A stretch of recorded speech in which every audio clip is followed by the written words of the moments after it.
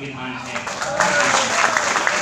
सर्वप्रथम मां वीणापाणी के चरणों में प्रणाम करते हुए अध्यक्ष महोदय, समस्त विशालतम लोकतंत्र का एक ऐसा दस्तावेज जिसके अंदर इतिहास के प्राचीनतम सिद्धांत, वर्तमान भारत की नीति और भारत के बेहतर भविष्य की योजनाओं के सम्मिलित समावेश के साथ भारत की एकता और अखंडता को सुनिश्चित करता है।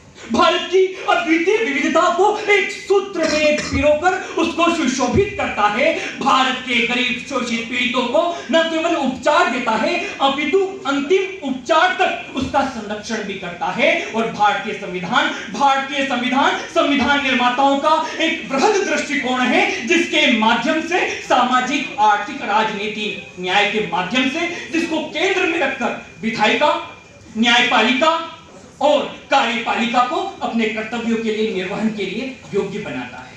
किंतु जब मैं एक दृष्टि वर्तमान भारत के संविधान की चुनौतियों पर देखता हूं तो मुझे उसके अंदर भारत के लोकतंत्र का गिरता स्तर अखबारों के प्रत्येक पृष्ठ पर प्रतिदिन देखने को मिलता है। और न केवल यहाँ पर हमारे देश के लोकतंत्र के नेतृत्वकर्ता, सस्ते नेतृत्वकर्ता के बयान इस देश के लोकतंत्र को, संविधान को प्रतिदिन चुनौती देते हुए दिखते हैं।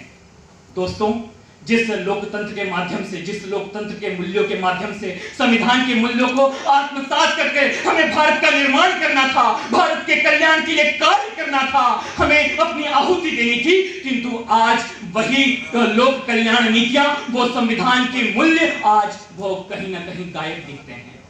दोस्तों, आज आजादी के इतने वर्षों के बाद भी हम संविधान के उद्देश्यों को आम जनमानस के दहलीज तक नहीं पहुंचा पाए। यह सिर्फ और सिर्फ हुक्मरानों के बातों में देखने को मिला।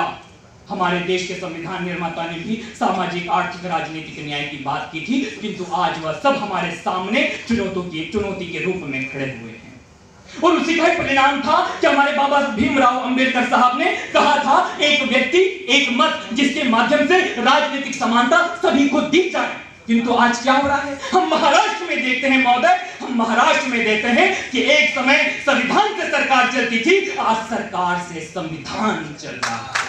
दोस्तों, एक घटना थी कि राजनीति की इस मंडी में आज लोकतंत्र की बोली रहती है। एक शायर ने बहुत ही अच्छा उम्दा कहा कि अमन किस लिए लाएं, कि अमन किस लिए लाएं, ये अमन किस लिए लाएं, ये खत्म किस लिए कर दे, ये अरबों का कारोबार कायम है। इस जंग की बदौलत, महाराष्ट्र वाली, इस जंग की बदौलत हम निजामंदों का यह सदाबहार रोजगार है। किंतु इन चुनौतियों का समाधान, यदि मैं एक दृष्टिकोण अगर आज यहाँ पर समाधान के लिए देखूं तो उसका समाधान मैं स्वयं दिखता हूं, क्योंकि हमने मौलिक अधिकारों के लिए लड़ते, झगड़ते, चीखते, पुकारते, आंदोलन करते, उग्र से उग्र आंदोलन करते देखा। किंतु आज तक मैंने स्वयं ने मेरे समाज के लिए, मेरे राष्ट्र के लिए मौलिक कर्तव्यों की चर्चा आज तक मैंने किसी से नहीं की और ना ही पालन करने का मैंने कोई ठोस कदम उठाया। इसलिए आज आवश्यकता है कि हम जब मौलिक अधिकार की बात करें तो हम मौलिक कर्तव्यों पर ध्यान दें, क्योंकि ये तमाम प्रकार की चुनौतियां हमारे संविधान के अनुच्छेद में परिलक्षित है और ये तमाम प्रकार की चुनौतियों का समाधान भी संविधान के तहत होगा